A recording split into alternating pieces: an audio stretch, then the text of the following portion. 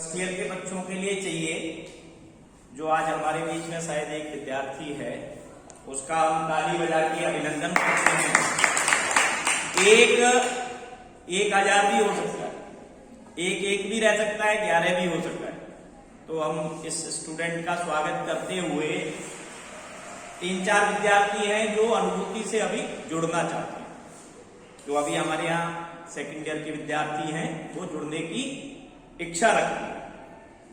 अनुभूति आपके लिए क्या हो सकता है और हमारे लिए क्या है, दो पहलू हैं।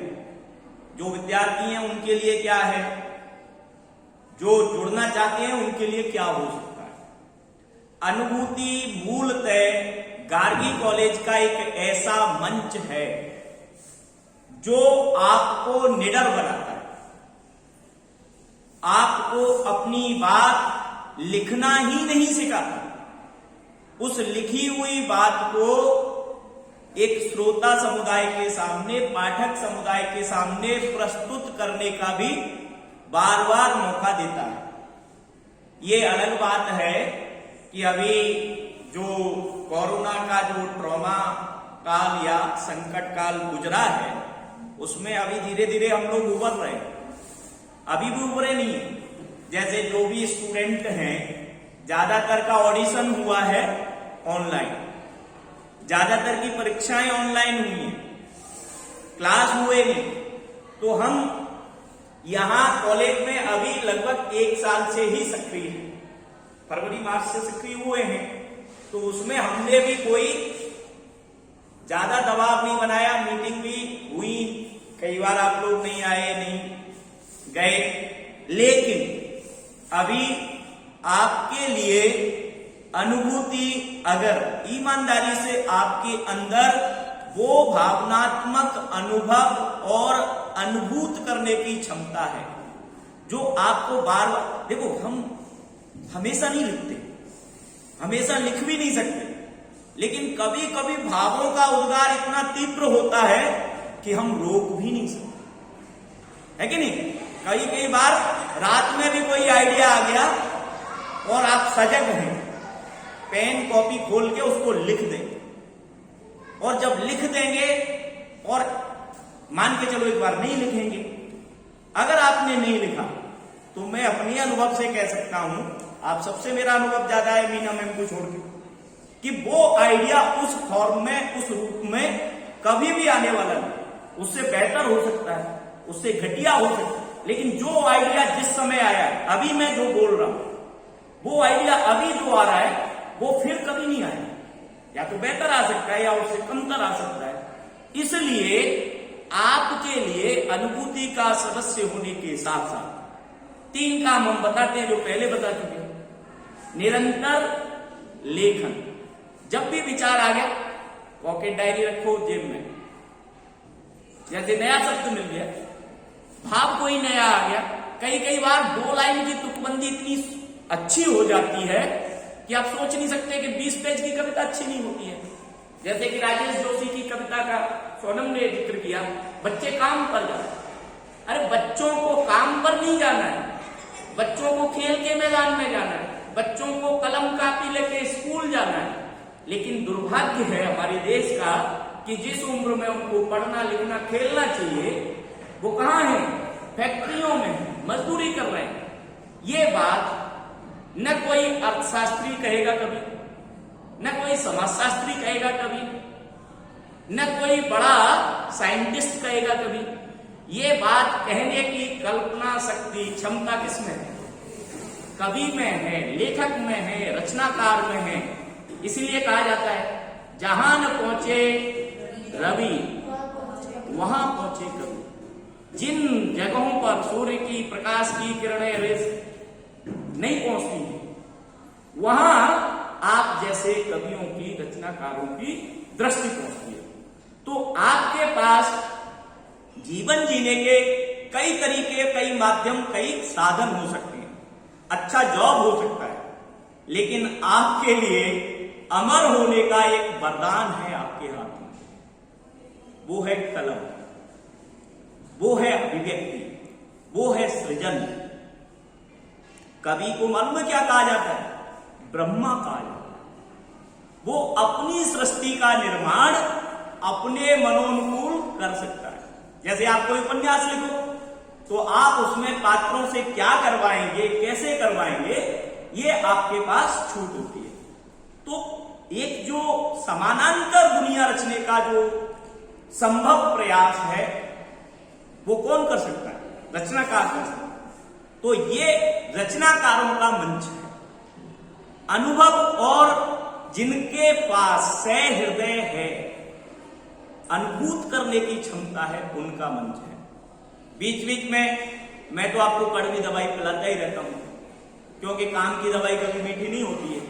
तो मेरा दायित्व भी है, क्योंकि मैं संयोजक हूं तो मुझे लगता है कि जितना बेहतर आपको करना चाहिए कर सकते हैं, उतना नहीं कर पा रहे हैं तो गुस्सा भी आता है, नाराजगी भी होती है, बोल भी देता हूं। वो सब चीज ठीक है, लेकिन कभी कोई दुर्भाव नहीं, न आज तक रखा न भविष्य में कभी रखूंगा। वो मुद्दा नहीं है। मुद्दा ये है कि हमारे अंदर लिखने की आग है कि नहीं। अगर आग है तो अनुभूति में आपका स्वागत है। थोड़ी बहुत भी कहीं कोई संभावना है तो हम लोग मिलके उसको जला देंगे, उसके लिए भी स्वागत है। नहीं भी है तब भी आप अनुभूति से जुड़ करके एक सहृदय मनुष्य बन सकते हैं।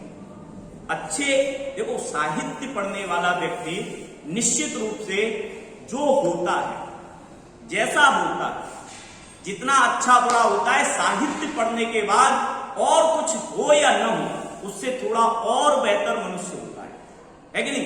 तो हम सब बेहतर मनुष्य बनने की प्रक्रिया का हिस्सा बनना चाहते हैं। इसीलिए तो कॉलेजों में, यूनिवर्सिटियों के विद्यार्थी बनते हैं। सबको देखो, नौकरी चाहिए, रोजगार चाहिए, शिक्षा चाहिए, डिग्री चाहिए, अंततः क्या चाहिए? एक बेहतर मनुष्य बनने की प्रक्रिया का हिस्सा है। तो उसके लिए अनुभूति में आपका स्वागत है। 3 शर्तें हैं जिनमें डायरी अनिवार्य शर्त है। वो हम किसी की कोई डायरी नहीं पढ़ते, हमको क्या जरूरत है डायरी पढ़ने, लेकिन वो आपकी एक थाती होगी, आपके पास रिसोर्स होगा। अब मुझे समझ में आता है डायरी लिखने के कितने लाभ हैं।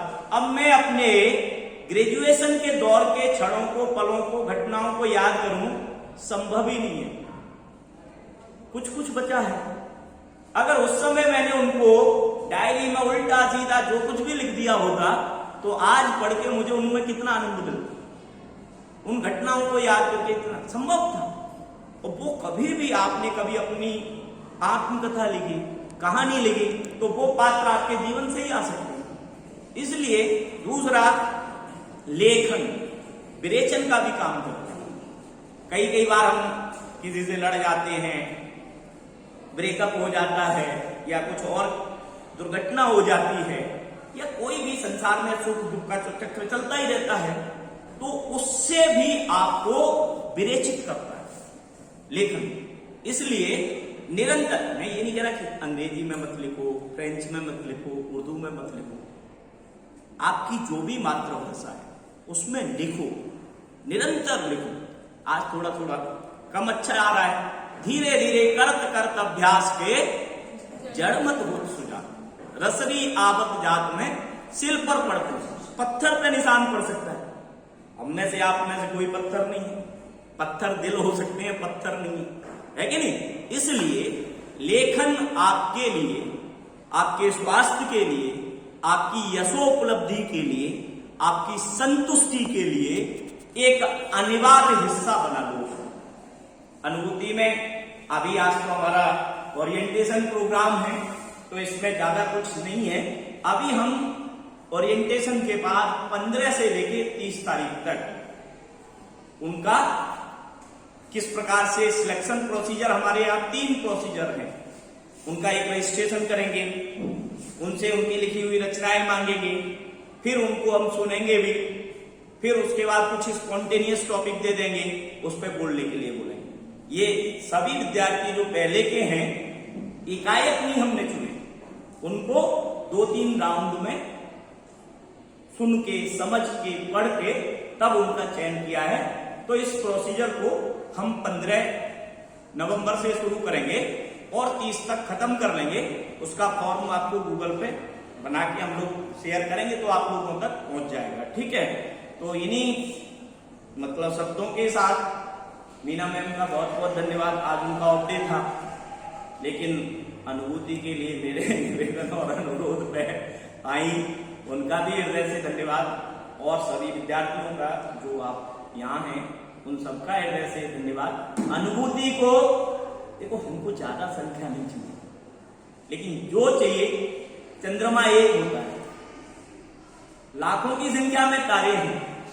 अनुभूति के एक बच्चे को भी गार्गी के मंच पे बोलने का मौका मिल जाए तो लोग कहें हाँ किस सोसाइटी की सदस्य है, इतनी बेहतर कविता सुनाए, इतनी बेहतर हिंदी बोले, या उसका बेहतर कॉन्फिडेंस है। और वो कॉन्फिडेंस केवल इस मंच के हमारे सामने थोड़ी चाहिए हमको, दुनिया के किसी भी कोने में चला वो माइक पकड़े तो वो पूरे उत्साह, उमंग, साहस, निडरता के साथ पकड़े। और वो मैदान राजनीति का भी तो हो सकता है, और भी किसी क्षेत्र का हो सकता है, कहीं आप ब्यूरोक्रेट भी तो बन सकते हैं। जहां भी जाओ निडरता से काम करो। अब का डरियो डर, डर ही समाना।